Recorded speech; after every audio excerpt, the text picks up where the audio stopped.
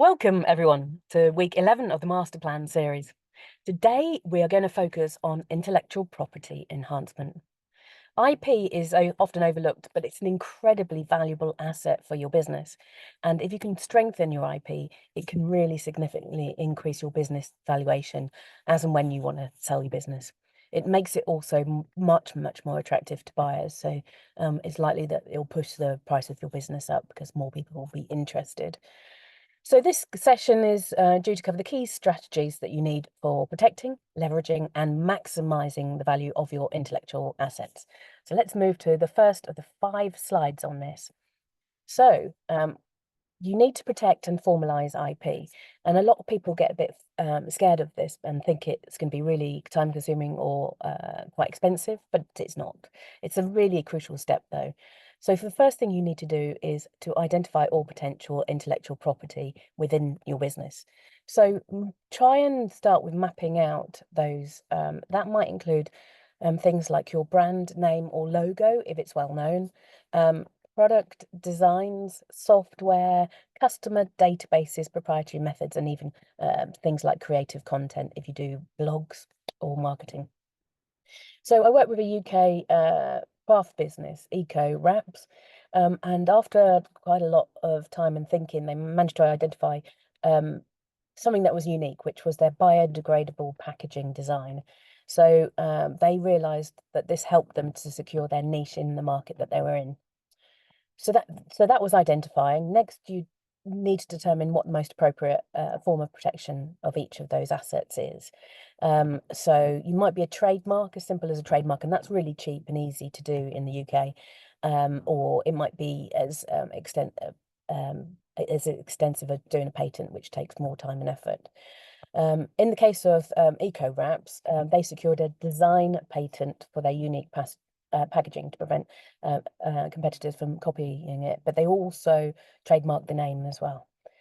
And the final bit in terms of formalizing your IP is implementing a strategic approach, a systematic approach really to IP registration and management. So you need a clear process to make sure your IP is protected. So that might be making sure you just keep a register of the registration so that you can look and review those in time. And also go back to the trademark and patent registers where you can look for infringements. So EcoWrap developed a calendar system and they tracked their IP renewal dates and they monitored potential breaches.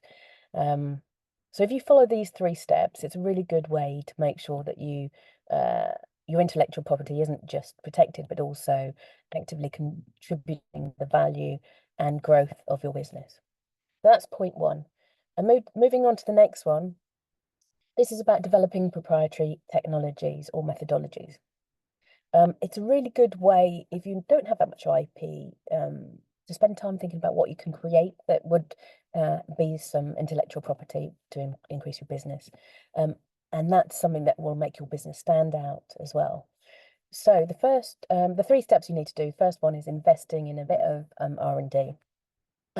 So research and development is essential for creating innovations that differentiate your business. And this is a really good team building session. So if you think about Fever Tree, if you like gin and tonic, which I do, Fever Tree used the whole team. They got together and they thought of their premium mixes, their tonics and things. They spent a lot of time sort of researching natural ingredients to create a superior product. And they took loads of suggestions from the team to do that. It took quite a bit of investment to do the research, but it has positioned them as leaders in the market segment. And as you know, when you go into the supermarket, they're often much more expensive than other tonics. But most people find that they're better because of the range of different flavors and usual flavor. The second thing on developing this is encouraging innovation amongst your employees. And I've talked about this on several of the master plan series discussions, that your answers are normally within your team. So just do simple initiatives such as a bit of brainstorming, and I've also run a few innovation days, and it really can develop game-changing ideas just from within your team. So a great UK example of that is Pret a Manger. I'm sure most of you would have used them for a snack or meal at lunchtime. I had my best mate's brother worked there, and they really encourage employees to contribute ideas to the menu items. So this drives innovation, but it also drives employee satisfaction and customer satisfaction. It's a great thing to think about. And finally, you need to make sure you document and protect new developments. Um, if you've got anything that's a new innovation, keep thorough records of the development process, because that's going to be really useful to protect it at a later stage. I worked with a little startup in Manchester, and they had a unique algorithm for fraud detection. And now it's quite difficult with some tech to patent it, but because it was a unique algorithm, they were able to patent that, and that really gave them a good competitive advantage. I have two companies that I use that are really, really good at running through your idea and your technology or your idea that you want to patent, and they will give you very clear advice and free advice to start off with on whether it's worth patenting. So it's something to think about. Um, if you can invest in research and development and cultivate innovation within your team and find a way of safeguarding this innovation, you can really turn your proprietary technologies and methodologies into really valuable assets that attract buyers and really drive your growth and your valuation. The third of the five is creating a moat around you, so barriers to entry for competitors. And that's a really good thing for IP. You can really secure your market position and add value to your business. So the three steps I'll take you through are firstly, building up a really strong IP portfolio so that when you're thinking about selling your business and there's potential buyers, you can really clearly state where your USP is in terms of your intellectual property. If you can register patents, which take probably about a year, trademarks, which can be done within a week or so, and copyrights, which take even less time, you can make it really legally challenging for others to replicate your products or services. So there was a UK SME Green Clean Solutions. They built an IP portfolio because they patented their eco-friendly cleaning formula and trademarked their logo. So it really protected their niche. The second thing you really want to do to create a barrier is develop a unique business process. Proprietary business processes can really, really help you to create a competitive advantage.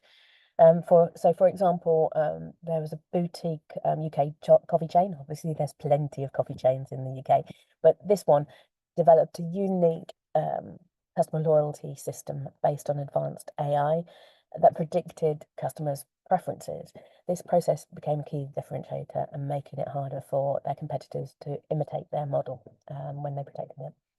And the other one is brand recognition. That can be really a key area of IP that people don't recognize as being that important. A well-recognized brand builds customer loyalty and trust, and it can really be hard then for competitors to erode this.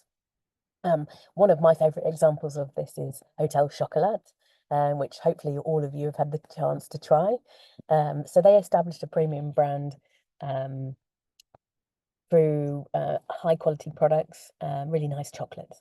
And they were also able to do the stamp of ethical sourcing and memorable marketing. So their strong brand recognition has made it really difficult for competitors to come in and get a hold of the market. So these are the three areas you really need to focus on for creating barriers for entry. The fourth of the five, when you're looking at your IP for your business, is making sure that you have a culture of innovation within the organization. This is a critical step to building a resilient and forward-thinking business. And it's amazing how much it can motivate your team as well when they feel that they're part of this sort of secret sauce. So the three key actions you want to do is firstly, create processes that you do quite regularly to capture and evaluate new ideas. I've done this in several places where we'll have a once quarter innovation event where people who have new ideas can come and sort of bid for them and put forward their ideas. And we used to pick the ideas from the best ideas and actually put them into action. And if they were put into action, we'd give the employees a bonus for it to gamify it and make it fun and make it something that was worthwhile for them to do. So you need to establish a process for employees to submit and evaluate ideas. And that might be as simple as a suggestion box or innovation workshops, as I've mentioned, and brainstorming sessions. It can be a really, really fun sessions. And if you go onto my Self Success Circle, I've got a little workshop sheet on this. So there was a small UK retail company that I worked with, and they implemented a digital platform uh, where their employees could pitch ideas. Now, you don't need to make it that complicated, but they use this platform to introduce new product lines and improve customer service processes. So they had a quarterly review, like I've suggested, it's a good idea, and they rewarded with a bonus and public recognition during the team meetings that they had, those ideas that they'd taken forward. The third and final one of this one is you need to make sure that you provide some resources and time for innovation. Many companies I work with just simply don't have time, but I think this is one of those things that you really need to put in place to really enhance employee engagement, but also for keeping ahead of the competitors. They need time, your employees do, and the tools to innovate effectively. So try to set aside dedicated hours for creating projects or providing access to industry conferences and training, for example. So one of the startups I've worked in, a tech startup in London, it allowed its developers to dedicate one afternoon each month to working on personal tech projects, some of which evolved into commercial innovations. So if you can integrate these steps into your company operations, it really helps you to foster a culture of innovation. And as soon as you get started, it's amazing the momentum that can carry on with innovation and new ideas. So now we're moving to the fifth and final part of IP protection for your business and making the most of IP, and that's exploring some licensing opportunities. Now, this really is the cherry on top of the cake. If you can have such great IP, you can license it. It's a really good money spinner. It can generate new revenue streams and expand your reach into untapped markets, particularly if you're looking to expand abroad, for example. So the three stages you want to do is identify the IP assets, which hopefully you've already done, but those, look at them again in terms of licensing. Identify assets that would be valuable to other people. So that might be your patents, your trademarks, or maybe proprietary technology. So I worked with another SME which had specialized, they developed specialized software tools. So they then license their tech to non-competing businesses, enabling others to benefit from their innovations while generally generating passive income. So you can sell things to your competitors, but it takes away that competitive edge. So it's often good to look at a business, an industry that sort of aligns with you. So, for example, if you're in veterinary, look at something in dental. So there was a small biotech firm in Cambridge, and they developed a patented healthcare device and licensed it to a large pharmaceutical company. Now, this really is great if you can do that, and I'm working with another business to do this at the moment. They licensed it, so they were able to get a huge income because this big pharma then was able to roll it out globally. So it's definitely something to think about. And the last one is a licensing strategy and negotiate agreements. So a clear strategy is really essential for you for protecting your interest and also maximizing revenue. So it's important whether you want to sell your business or you just want to carry on with it in the meantime. You need to define your licensing terms such as royalty, percentages, exclusivity, and usage restrictions. If you've not done this before, it can be, you know, seem like quite a lot you need to do, but Sales Success Circle can help you. We have some really good IP specialists that are really, really reasonable and have fantastic experience. So it's definitely something you need to think about. So that's the 5 points. Now, just to mention the Sales Success Circle, we've talked about it before, and it's a fantastic membership club that we have. There's free membership at the moment for the rest of the year, and you can dial into this and get access to all the tools and technologies to scale and sell your business. It's a really good way if you're looking at your IP, because we have whole chapters and resources based on how to protect and formalize your IP. And we've also got some great contacts you can have to look at supporting your IP if you're thinking you have something you might want to patent. So some brilliant benefits of the Sales Success Circle. We will share that link on YouTube when this video goes on YouTube, and also to everyone who's signed up today. So, do we have any questions? Chi, I think we've got a few coming up. Let's have a look. Right. I always like it when we look at mistakes. So, what's the biggest IP mishap that could send buyers running for the hills, and how do I sidestep it? Great question there from Pete. Thank you very much. I think the biggest IP mistake that probably scares off buyers is any unresolved ownership disputes or unclear IP rights. And I've experienced that myself. I've bought over 60 businesses, and I will walk away as soon as there is a some dispute or some issue about who owns and controls intellectual property. Imagine investing in a business only to find that the most valuable IP isn't protected, or worst, belongs to somebody else. It's a real deal breaker. So you can address this, Pete, by auditing your IP ownership and making sure you're absolutely clear on who owns what, making sure you've got airtight agreements, so NDAs and IP assignment clauses in all your employee contracts. I actually have some really good phrases that if you get in contact, you can use for that. And you want to resolve any disputes early, particularly if you're thinking about selling your business. Just do an audit, and again, my contacts can do an audit if you're not familiar with it. We were trying to sell a small fashion business in the UK, and we almost lost a deal because a former freelance designer claimed ownership of a key brand design. So it's definitely something that you need to look at. I hope that's answered your question, Pete. Okay, next one over. Cheryl, how can I make my IP so irresistible that buyers feel like they've hit the jackpot? Well, thank you, Cheryl. Well, to make your IP irresistible, it needs to demonstrate value. It needs to be unique, and I suppose the other third one will be scalable. So value, uniqueness, and scalability. You want IP that can differentiate the business in its market, your market, is well protected and transferable, and can be leveraged for growth and profitability. So you need to do things like demonstrate the monetization potential if you've only just protected it.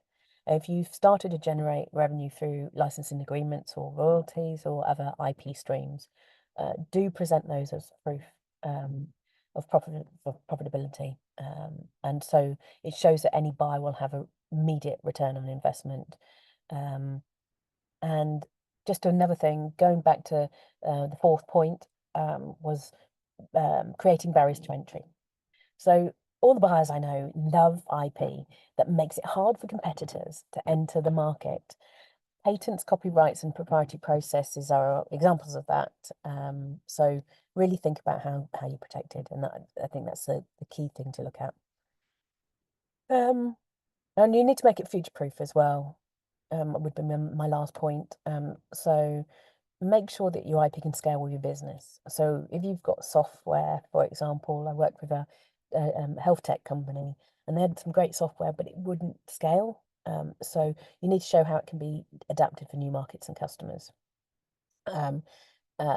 So I hope that answers your question, Cheryl. I think we've got time for just one more question, and that's from Mark. Okay. What's the secret to protecting, Mark says, what's the secret to protecting my IP without it feeling like a scene from a spy movie? I like your terminology, Mark. But It's not anything to do with being the next Bond or anything like that. IP is a process, and it's a really simple one that you can do to protect your assets. The key to protecting your IP is embedding a robust yet really straightforward, because otherwise it won't happen, safeguards into your daily operation. So the first thing you need to do, I think we've covered most of it on there, but just as a reminder, is formalize your IP protections, and that might be trade secrets, that might be trademarks, and that might be patents. You've got to make sure, as particularly if you're in a tech company, that your employee contracts are great as well, because every employee or contractor, and a lot of tech companies I know use a hell of a lot of contractors and any collaborators. You need to make sure that they sign agreements that clearly state that all the IP that they have helped create for your business belongs to your business. So you can use non-compete clauses. I really think you need to make sure that they're in all of your employee and contractor contracts, and also NDAs where necessary. They have to be kept practical and enforceable. So if you need help with that, get in contact and we can help you with that. Educate your team is probably another one. You want to make sure that IP becomes part of your culture. All your employees need to understand the importance of IP and follow your protocols that you've developed to protect it. And finally, you need to monitor and enforce it. And I often find it's good to mention it when employees start with your business, and also if you've got any leavers, to just run through the terms of their contract and make sure that they're completely clear that the IP that they may have helped to create still belongs to your business. I finish off with a little example of that. And I work with a small software company that was based in Manchester. And they had a source code that they protected and had really clear IP ownership agreement with the developers, that limited access to sensitive files, and secure cloud platforms. They wanted to do that by being as straightforward as possible.